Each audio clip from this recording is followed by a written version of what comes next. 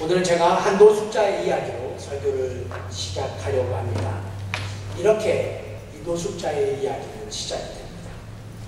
저희 어머니는 14살 때 차가운 쓰레기 더미 속에서 저를 출산하셨습니다. 어머니와 저는 뉴욕의 거리를 전전했고 무료 급식과 쓰레기를 뒤지며 굶주림을 해소했습니다. 전 아무것도 모르고 그렇게 길거리에서 키워졌습니다.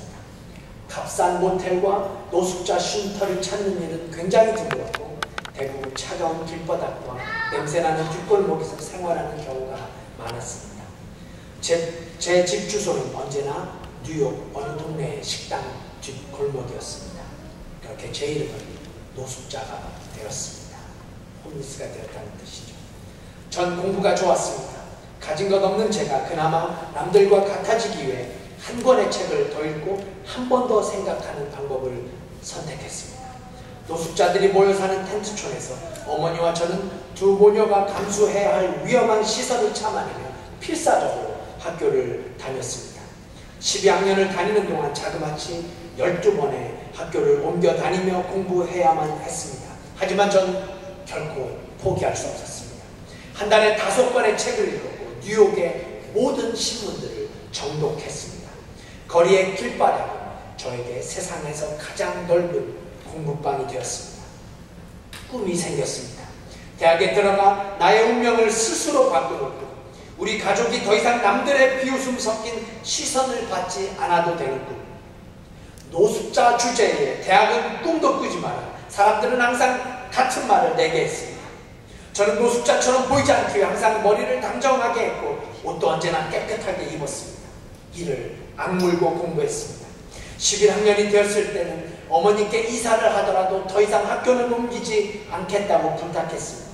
대학에 가려면 저에 대해 잘 아는 선생님의 추천서가 꼭 필요했기 때문입니다. 그래서 저는 새벽 4시에 일어나 학교에 갔고 밤 11시가 되어서야 돌아왔습니다. 4.0에 가까운 학점을 유지했고 토론 동아리 참여, 육상팀으로 활동하는 등 다양한 학교 활동에도 참여했습니다. 모든 곳이 저에겐 배움의 장소가 되었습니다. 이런 저에게 변화가 생기기 시작했습니다.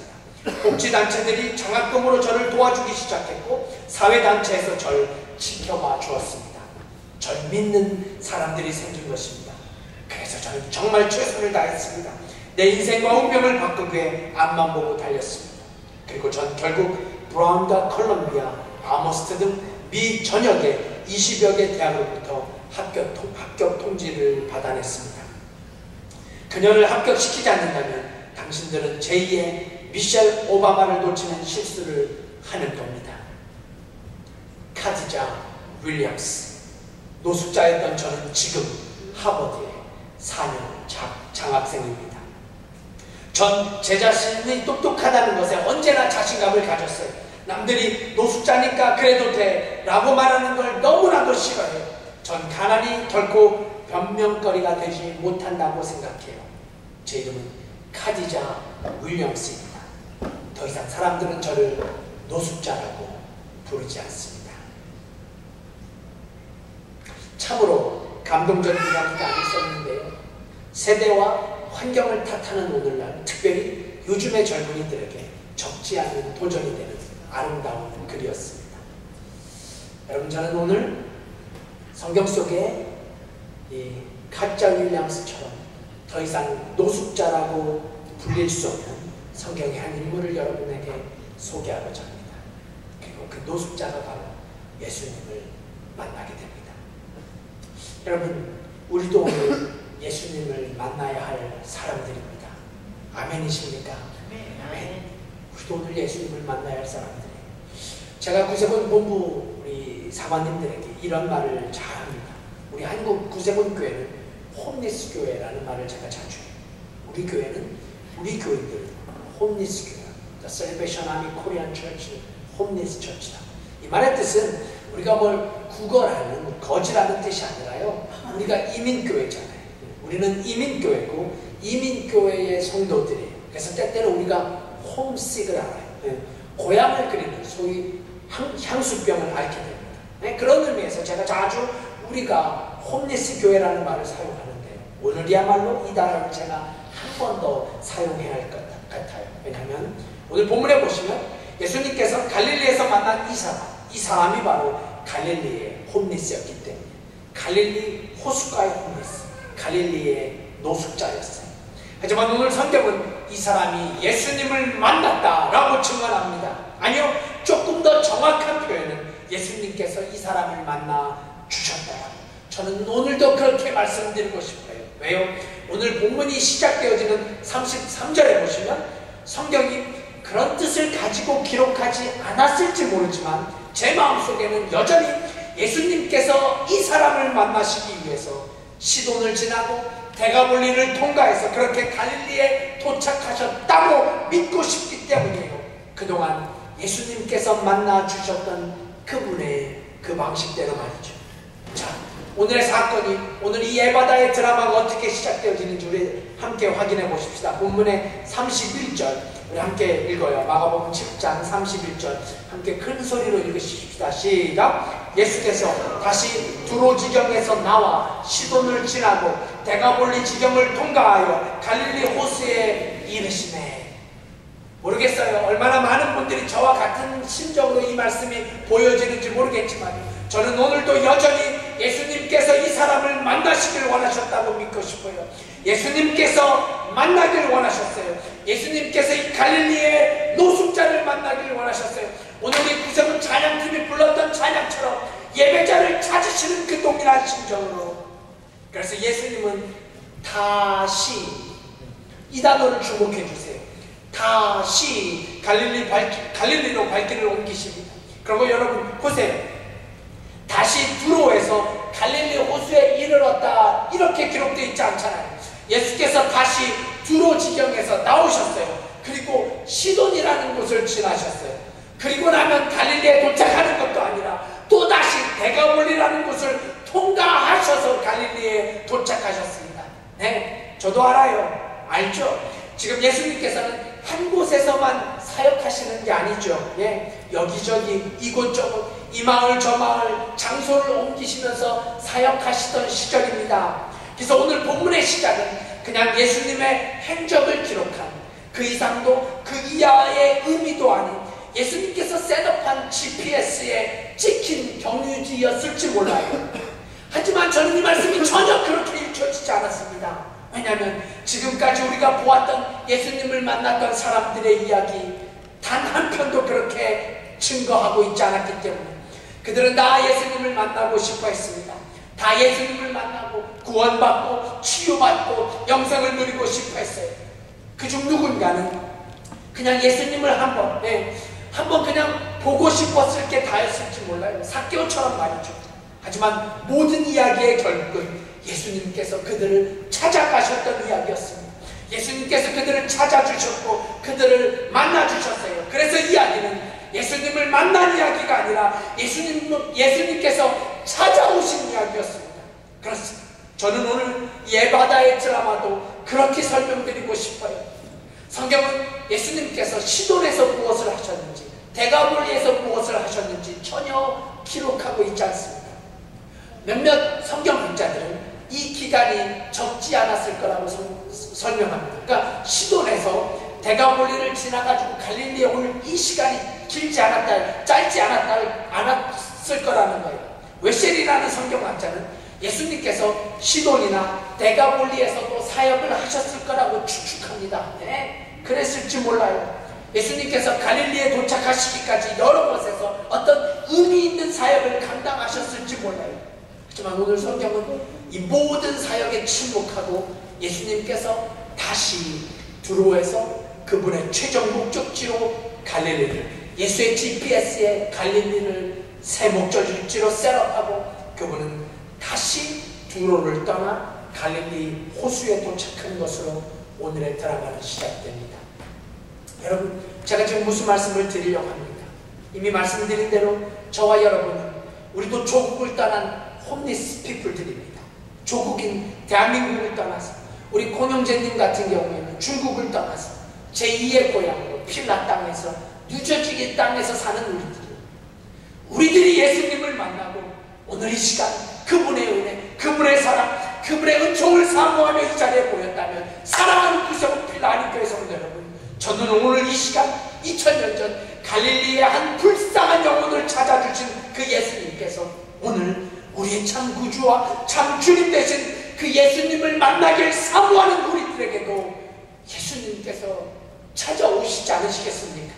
우리를 만나시기 위해 두로를 지나고 시돈을 지나고 대가볼리를 통과하고, 아니 이보다 훨씬 더 멀고 험한 여정의 길일지라도 예수님은 오늘도 그 먼 길을 한 걸음으로 달려와 저와 여러분을 만나주실 줄 믿습니다. 아니요, 저의 간절한 소망은 이거예요.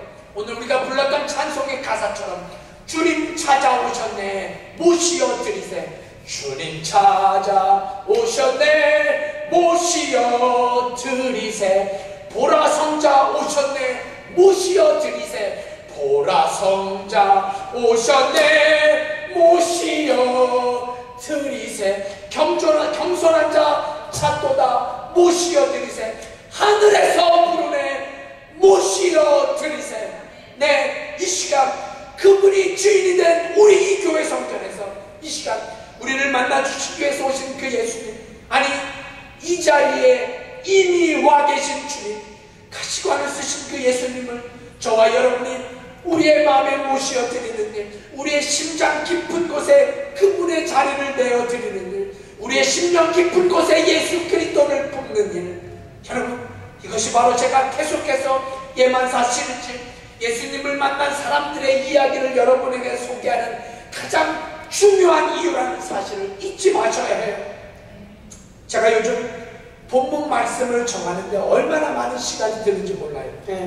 본문 말씀만 정하는데 보통 어려운 게 아니에요. 왜요? 예수님을 만난 사람들의 이야기가 이제 더 이상 없어서, 너무 적어서 그런가요? 예수님을 만난 사람들의 이야기를 우리가 이미 다 묵상해서 그런가요? 그렇지 않아요. 전혀 그렇지 않습니다.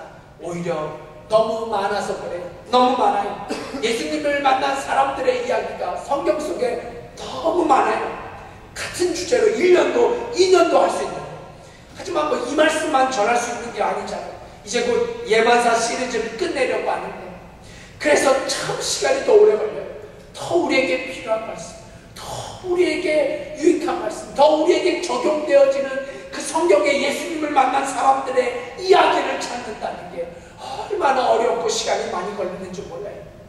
여러분, 제가 오늘 말씀도 준비하면서 동일한 기도를 드립니다. 정말 우리 교회 오늘 갈릴리의 이 사람만 귀먹고 어눌한 사람입니까?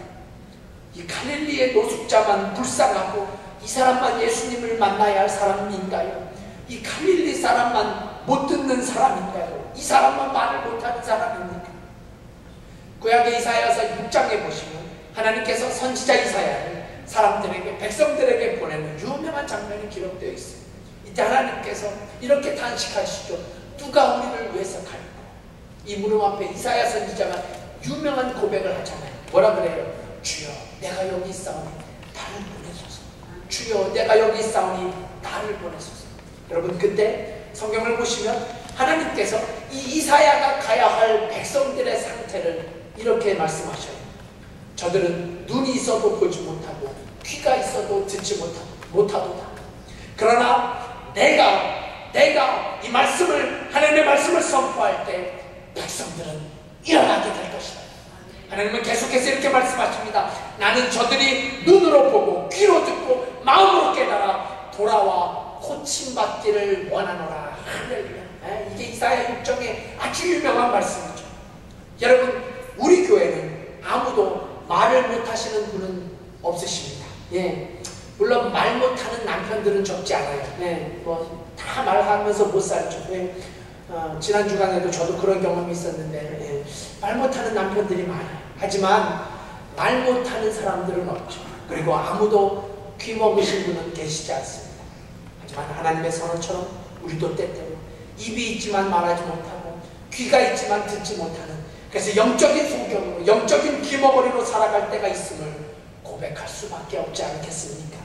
입이 있어도 말하지 못하고 있는 영적 벙어리, 귀가 있어도 듣지 못하는 영적 귀머거리로 살아가는 우리들을 향해서 오늘 예수님께서 우리 모두에게 찾아오셔서 저와 여러분을 향해서 에바다 라고 말씀하시는 중, 때때로 아니 저에게 영적 장애인으로 살아가는 때때로 저를 향하여 박교성 사관 에바다 라고 말씀하셔서 저의 영적인 눈이 열리고 영적인 귀가 완전하게 열리는 축복이 있을 수 있기를 간절히 소망하며 갈릴리 현장으로 조금 더 가까이 여러분과 가보기를 원합니다.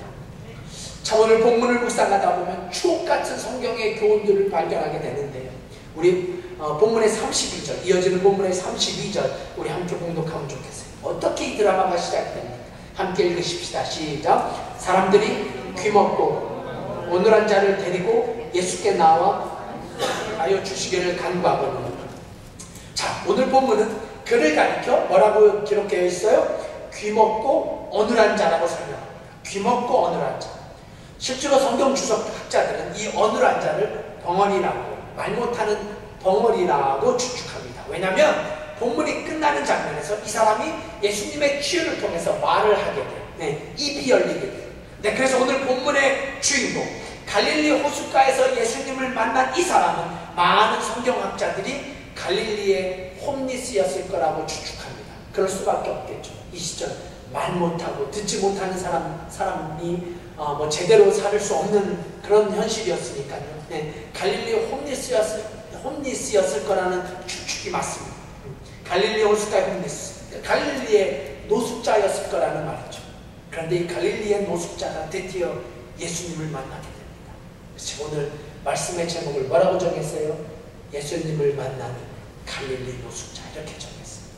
하지만 이 사람이 노숙자였는가 노숙자가 아니었는가는 전혀 중요하지 않습니다. 전혀 중요하지 않는 것에 마음을 빼앗기지 마시고, 우리가 흔히 에바다라고 일컬어지는 이 드라마에서 정말 마음이 뺏겨야 할 중요한 장면이 있어요. 그건 이 사람이 어떻게 예수님을 만나게 되었는가입니다. 이 사람이 어떻게 예수님을 만날 수 있었습니까? 우리가 막 공독한 32절에 보시면 어떻게 이 사람이 예수님을 만나게 돼요? 사람들이 그를 예수께로 데리고 나왔어요. 여러분, 이 장면을 놓치지 마세요. 사람들이 그 사람을, 이 홈리스를 예수님 앞으로 데리고 나왔어요. 사실 제가 오늘 본문을 정하게 된 가장 중요한 이유 중에 하나가 바로 이 부분이었어요. 여러분, 그동안 우리가 만났던 사람들은 대부분 예수님을 만나려고 하는데 사람들이 방해했어요. 기억나세요? 많은 경우가 그랬잖아요. 예수님을 만나려고 하는데 사람들이 방해했어요. 그래서 막 소리치는 거예요. 다윗의 자손 예수, 거지라고 방해를 했고, 문둥병자라고 방해를 했고, 여자라고 방해를 했고, 사람들이 방해를 했어요. 그런데 그럼에도 불구하고 이 사람들은 결국 예수님을 만나게 됩니다. 그리고 예수님께서는 그들을 향해서 믿음이 구원하였다고, 믿음이 너를 낫게 하였다고 말씀하셨어요. 처음 들어보셔요? 기억나시죠? 기억나시죠? 그러니까 예수님을 만난 사람들이 예수님을 만나는데 방해가 되었던 것들, 하지만 이 모든 것들의 장애를 무릅쓰고 예수님을 만난 그들의 모습, 저는 이것이 믿음의 증거가 되었다고 믿습니다. 그래서 예수님께서 그들의 믿음을 칭찬하셨어요. 하지만 오늘의 경우는 그와는 매우 다른 경우라고 이야기할 수 있어요. 사람들이 이 귀먹고 어눌한 자, 소위 갈릴리 한 노숙자를 예수님께 데려옵니다. 사람들이 이 사람을 예수님 앞으로 데리고 나옵니다. 그리고 그렇게 에바다의 기적은 시작이 됩니다. 여러분, 저는 여기 아주 중요한 믿음의 레슨이 담겨져 있다고 믿습니다. 교회요? 믿음이요? 신앙생활이요? 때때로 내 혼자의 힘으로는 가능하지 않을 때가 있다는 사실, 여러분 공감하지 않을 수밖에 없지 않던가요? 신앙생활을 길게 했고 짧게 했고의 문제가 아니라 신앙생활이라는 게 때때로 내 혼자 나의 힘으로는 감당하는 게 어려울 때가 있어요. 내 혼자의 노력으로 예수님을 만나는 게 불가능해 보일 때가 있습니다. 실제로 내 삶의 환경들이 그렇게 놓여질 때가 있어요. 그럴 때 사람들의 도움이 필요하다는 말씀이에요. 그럴 때 사람들의 노력이 필요해요. 그럴 때 사람들의 도움이 필요해요. 학자들 사이에 본문에 기록된 사람들을 가리켜 과연 이 사람이 누구인가 이슈가 됩니다. 이 사람들이, 그러니까 이 홈리스를 예수님 앞으로 데리고 온 사람들이 과연 누구일까요? 어떤 학자들은 예수님의 제자들이었을 거라고 설명합니다. 어떤 학자들은 아마 이 사람들의 주위 친구였을 것이라고 설명하기도 합니다. 누군가는 아마도 그저 예수님을 만나기 위해서 모였던 사람들 중 의로운 몇몇 사람들이었을 것이라고 추측하기도 합니다. 하지만 여러분, 전 이렇게 말씀드리고 싶어요. 누구인 게 뭐가 그렇게 중요합니까? 아니, 누구인 게 뭐가 중요해요? 제자이면 어떻고, 친구이면 어떻고, 가족이면 어떻고. 정말 중요한 것은 이 사람이 혼자서는 도저히 예수님을 만날 수 없었던 이 한 사람이 누군가의 도움으로, 누군가의 사랑으로, 누군가의 언신으로 예수님을 만났다는 사실이에요. 그 누군가의 사랑과 도움, 누군가의 헌신과 애정으로 예수님을 만났고 드디어 에바다, 기적의 문은 열리게 됩니다. 여러분, 오늘 본문을 유심히 들여다보세요. 이 사람들 에바다의 기적을 있게 한 사람들이에요. 갈릴리의 한 노숙자의 삶을 완전히 바꾸는데 결정적인 역할을 한 사람들이에요. 이 사람들의 모습을 조금 더 가까이 들여다보십시오. 언뜻 보면 갈릴리의 한 노숙자가 너무 불쌍하고 안타까워서 그저 예수님을 한번 만나게 해줘야 되겠다. 아이고, 요즘 그 예수님이 들려오는 소문이, 예수라는 사람에 대한 소문이 그 앞에 가면 병이 낫기도 하고 고쳐주기도 한다는데, 아이고, 이거 한번 진짜인지 우리 한번 확인해 보자고 그러자고. 그때 갈릴리 호숫가 한 근처에 누가 봐도 홈리스 같은 한 사람이 서 있습니다. 그래, 우리가 저 홈리스를 예수님 앞에 데려가 볼까? 근데 여러분, 이게 아니었어요. 다시 한번 말씀을 주목해 보세요. 이 사람들이 예수님 앞에 어떻게 말합니까? 갈릴리 한 노숙자를 예수님 앞에 데리고 가서 예수님께 안수하여 주시기를 간구하였다. 성경은 이렇게 증언합니다. 네, 제가 이 사람들의 모습을 헌신이라고, 애정과 사랑이라고 말씀드린 이유가 바로 여기에 있어요. 그냥 아무 생각 없이 예수님 앞에 데려온 게 아니라는 말씀이에요. 아니, 어쩌면 성경이 말하고 있는 이 사람들, 이름도 성도 모르는 이 사람들에게서 저는 사명이 느껴졌어요. 그들에게서 사랑이 느껴졌어요. 그들에게서 헌신이 느껴졌어요. 솔직한 저의 고백은 제가 오늘 말씀을 묵상하면서 제 마음이 바뀌기 시작했어요. 그래서 사실 설교의 원고가 많이 바뀌었어요. 제가 생각했던 것. 처음에는 예수님을 만났던 갈릴리의 노숙자, 갈릴리 해변의 홈리스, 이런 사람도 예수님을 만났다면, 아니, 우리도 예수님을 만날 수 있다고. 비록 우리가 필라에 사는, 뉴저지에 사는, 고향을 한국에 둔 홈리스들이지만 우리도 예수님을 만날 수 있다고, 만나야 한다고, 그런 애절한 가슴을 안고 말씀을 시작하고 준비했던 게 사실이에요. 그런데 그러다 마음이 바뀌었어요. 어떻게 바뀌었을까요? 말씀을 드리지 않아도 이해가 가시죠. 말씀을 드리지 않아도 짐작하실 수 있죠. 네, 그렇습니다. 우리 교회 교인들이 이 사람들이 되었으면 좋겠어요. 우리 교회의 리더들이 그 사람들이 되었으면 좋겠어요. 이제 새롭게 선출된 청년의 새로운 리더들이 그 사람들이 되었으면 좋겠어요. 저희 교회의 종교님들, 단장님들, 교회의 어르신들이 그 사람들이 되었으면 좋겠어요. 교회의 사역자들이 이 사람들이 될 수 있었으면 좋겠어요. 그래서 예수님을 만나야 하는 한 안타까운 심령을 끌어안고 그를 데리고 예수님 앞으로 나올 수 있는 사람들, 그냥 데리고 나오는 끝이 아니라 예수님 앞으로 데리고 나와 그 예수님의 사랑으로, 예수님의 은혜로 안수받고 치유받고 구원을 받고 그야말로 에바다의 기적을 연출하는, 거기에 없어서는 안 되는 그 사람들. 비록 성경이 이름도 밝히지 않고 칭찬이나 격려가 없더라도 그저 예수님을 만나야 할 한 영혼을 가슴에 품고, 우리 교회의 올해의 표어처럼, 올해의 기도처럼 한 영혼을 소중히 여기고 그 영혼을 가슴에 품고 그가 예수님을 만나 에바다, 기적의 노래, 기적을 노래하는 꿈을 꾸며 갈릴리에 그때 그 사람이 돼서 한 영혼을 예수님 앞으로 데리고 나오는 사람들. 여러분, 제가 수도 없이 많이 강조했어요. 우리가 군복의 양옆에 붙이고 있는 영어로 S, 이게 무슨 뜻입니까?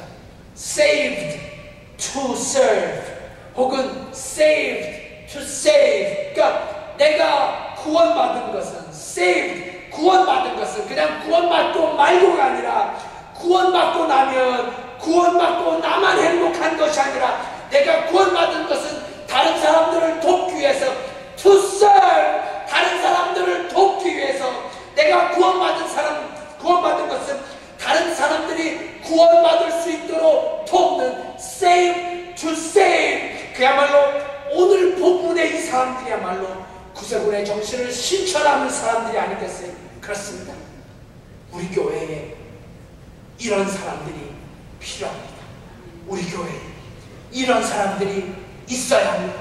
그리고 이런 사람들이 많아질 때 정말 저희 구세군 교회에 열리는 축복, 에바다, 하나님의 기적을 경험하는 아름다운 교회가 될 줄 믿습니다. 자, 이제 여기서 한 걸음 더 나가 마지막으로 한 가지만 더 말씀드리고 오늘 설교를 마치고자 합니다. 예수님을 만난 갈릴리의 한 노숙자의 사건을 통해서 오늘 성경이 말씀하시고자 하는 성경적 교훈은 무엇일까요? 그건 바로 예수님께서 이 사람과 개인적인 만남을 가지셨다는 사실이에요. 이거 놓치지 말아야 돼요. 예수님께서 이 갈릴리의 한 노숙자와 1대1의 만남, 단독적인 만남을 가지시게 됩니다. 자, 이어지는 본문의 말씀 살펴보십시다. 33절입니다. 함께 봉독해봐요. 시작. 예수께서 그 사람을 따로 데리고 무리를 떠나사 손가락을 그의 양귀에 넣고 침뱉어 그의 혀에 손을 대시며. 제가 이 부분 치료하시는 과정은 다음 주에 제가 자세히 설명드릴 거예요. 여러분, 기독교를 흔히 체험의 종교다라고 말을 합니다. 기독교는 체험의 종교예요. 기독교는 지식의 종교가 아니에요. 기독교는 무슨 교리로 정해지는 것이 아닙니다. 기독교는 체험의 종교이기 때문에. 그리고 체험이라는 것은 특성상 남이 해줄 수 있는 것이 아닙니다. 그렇죠. 체험은 남이 결코 해줄 수가 없어요. 아무리 사랑하는 남편일지라도, 아무리 사랑하는 부인일지라도, 아무리 사랑하는 부모와 자식일지라도 체험은 반드시 내가 해야 합니다. 내가 한 경험만이 체험이 되는 거예요. 그래서 기독교는 반드시 내가 경험해야 하는 종교입니다. 은혜를 내가 경험하는 거예요. 하나님의 사랑을 내가 경험해요. 하나님의 자비를 내가 경험해요. 그래서 아는 것, 내가 경험해서 아는 것, 그래서 간증할 수 있는 것, 이것이 바로 기독교를 기독교되게 하는 것이라고 할 수 있습니다. 여러분, 저는 이런 차원에서 오늘 예수님께서 이 갈릴리의 노숙자를 대하는 장면은 매우 의미 있다고 생각해요. 예수님께서 이 한 사람과의 만남을 철저하게 개인적인 만남으로, 1대1 주님과의 단독적인 만남으로 장소를 옮기셨어요. 따로 데리고 무리를 떠나셨어요. 자리를 옮기셨어요.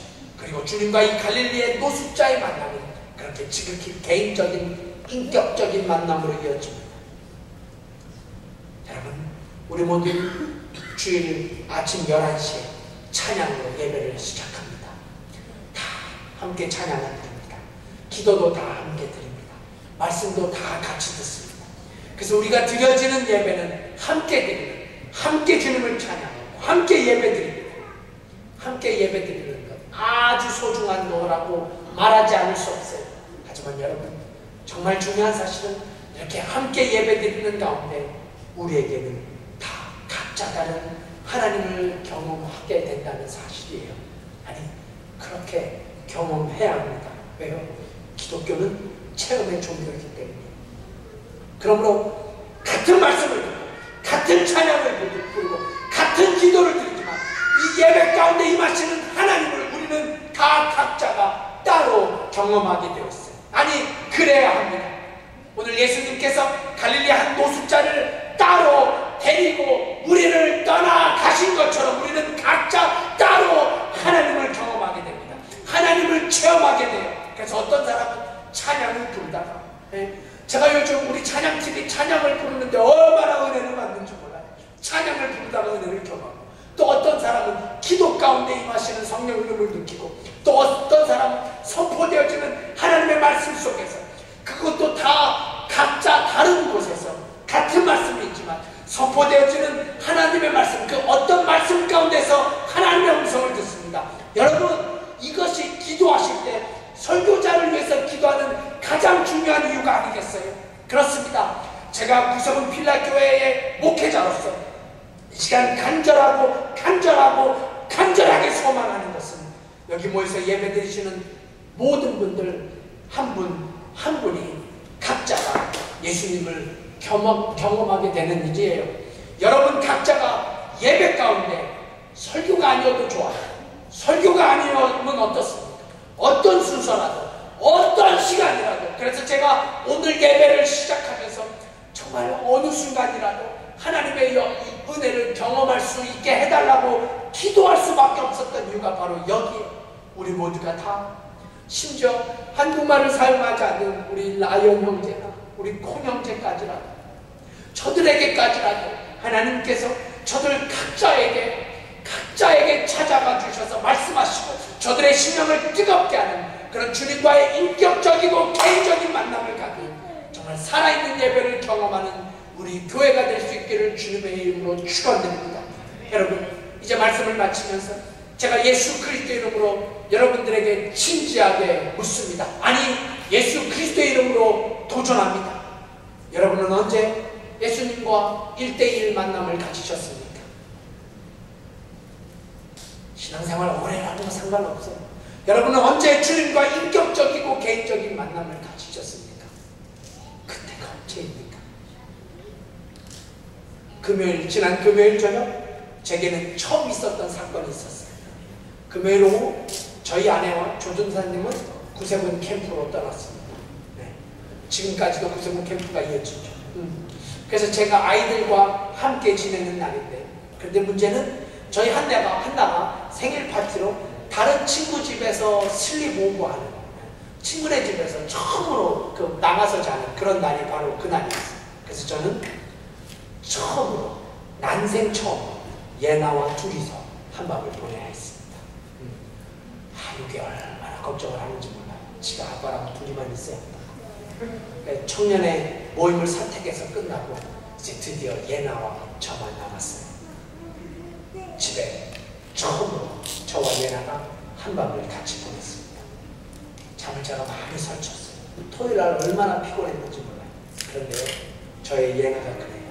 어제가 자기의 히스토리였다. 아빠와 예나 둘만의 시간을 보냈다. 이런 얘기를 듣는데요, 얼마나 제 가슴이 뭉클해지는지 몰라요. 네. 아무 일도 일어나지 않았습니다.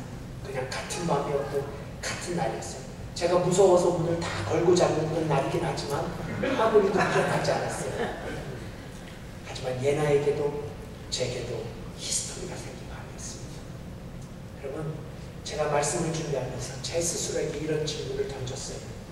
하나님께서 우리를 바라보실 때 우리가 하나님과의 1대1 만남, 하나님과의 이런 인격적인 개인적인 단둘의 만남, 그런 만남을 가질 때 얼마나 기뻐하실까. 비록 삶 속에서 별다른 일이 일어나지 않더라도, 그저 동일하게 반복되어지는 삶의 일상일지라도 그 가운데서 예수 그리스도와 나만이 누릴 수 있는 시간, 예수님과 나만이 누릴 수 있는 공간. 어쩌면 그래서 성경은 골방의 기도를 들으신다고, 은밀하게 기도하는 그 기도를 들으신다고, 그래서 모든 것 다 주님께 맡기고 주님 앞에 나아갑니다. 네, 이런 주님과의 만남을 통해서 저와 여러분의 삶 속에서 막힌 것이 열리는 축복, 이런 주님과의 개인적인 만남을 통해서 어두운 것이 밝아지는 축복, 말할 수 없었던 우리의 입술이 열리는 그 예바다의 축복이 우리에게도 임하게 되길 예수 그리스도의 이름으로 축원드립니다. 기도하십시다.